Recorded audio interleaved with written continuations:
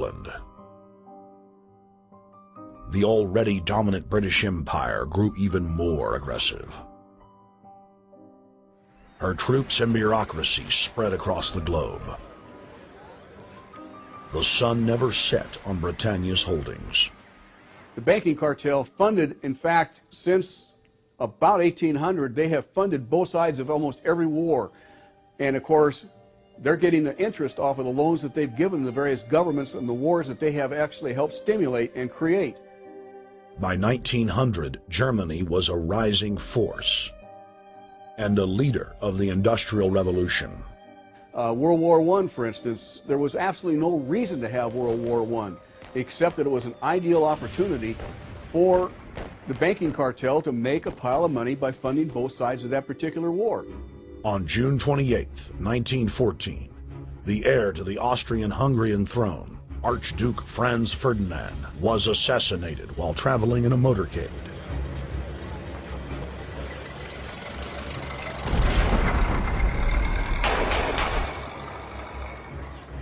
The Black Hand, a Serbian secret society with connections to French and British intelligence, took credit. World War I had begun.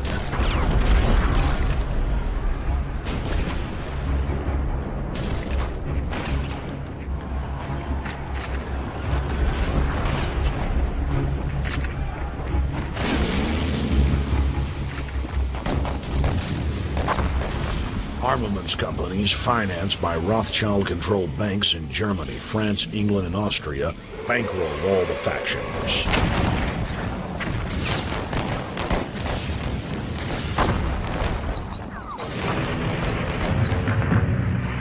At least 20 million were killed in the war. It was a conflict so terrible the people vowed to never fight again.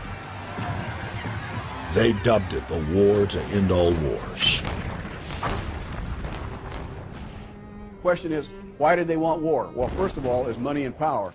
But secondly, they wanted to create the League of Nations. They had this in their plans all along, and as a consequence, once the war was over or about to be over, they began to formulate this idea of a League of Nations so this would never ever happen again. Hundreds of years of practice made the British experts at hiding their empire behind puppet governments and councils.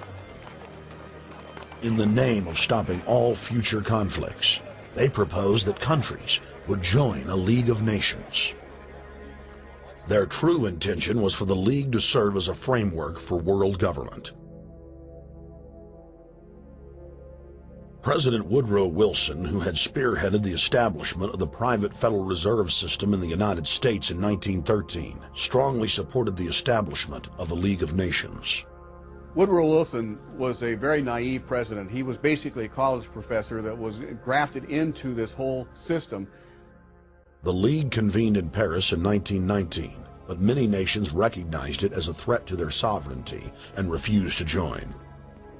Frustrated by the U.S. Congress blocking the League of Nations, British intelligence, with the help of the Rockefeller family, set up the Council on Foreign Relations in New York City in 1921. The council recruited the best and brightest of American life to support the growth of the Anglo-American Empire. The CFR's stated mission is to abolish all nation-states in favor of an all-powerful world government administered by a tiny elite. By 1930, the promoters of world government had split into two interlocking camps: the Fabian socialists centered in London, and the fascists based in Italy and Germany. National Socialism will use its own revolution for establishing a new world order. Adolf Hitler. Supporters of the fascists in the United States and England believed that the military should be used to quickly transform the world into a new world order, while the more sophisticated practitioners of globalism stated that incrementalism was the sure path to world domination. Congressional Medal of Honor winner Major General Smedley Butler went public in 1934, exposing an attempt by the robber barons to launch a military overthrow of the United States. The war hero testified to the McCormick-Dickstein Committee in Congress that some of the most powerful men in America had tried to recruit him to lead a military coup so they could set up National Socialism in the United States.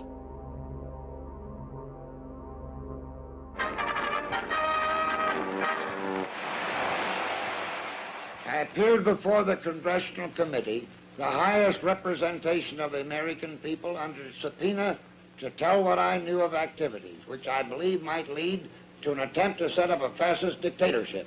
I was supposed to lead an organization of 500,000 men, which would be able to take over the functions of government. The fascists had also made deep inroads in England. Edward VIII, King of England, was forced to abdicate the throne because of his public support for Hitler.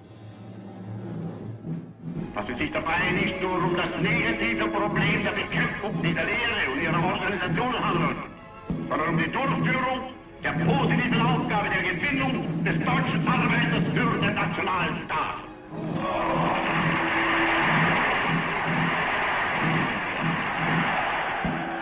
Though the German-led fascist camp was strong, the Fabian Socialist bloc was able to maintain control of the U.S., Russia, and England.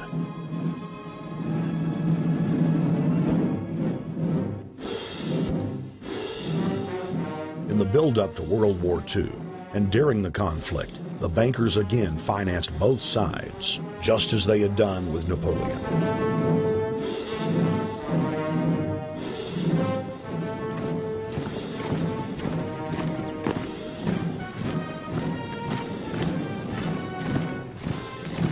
With the rise and fall of the Third Reich, Europe lay in ruins.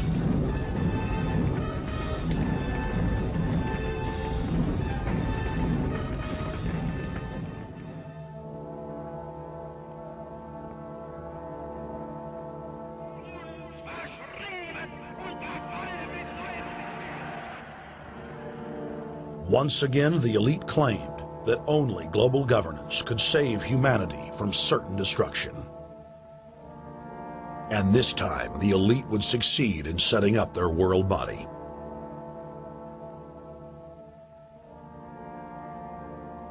In April of 1945, at the Presidio Naval Base in San Francisco, the United Nations was founded by the victors of World War II. The United Nations complex was then built in New York City on land donated by John D. Rockefeller. Shortly after the elite established the United Nations as their base in the United States, the newly formed World Council quickly began work on the next phase in their plan, the incremental formation of continental superstates. The first step in their trilateral plan was the creation of the European Union. Unifying Europe had been tried many times and was extremely unpopular. Where Napoleon and Hitler had failed to accomplish their goals using force, the globalists would succeed using stealth. The British spearheaded the formation of the Council of Europe on May 5, 1949. The Treaty of London claimed to only establish trade ties between European nations, like NAFTA or GATT in North America. Its true intention was the formation of a European superstate.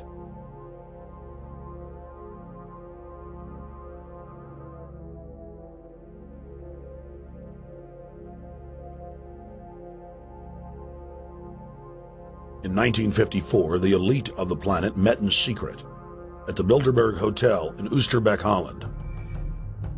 The Bilderberg Group would later admit that their mission was the formation of the EU.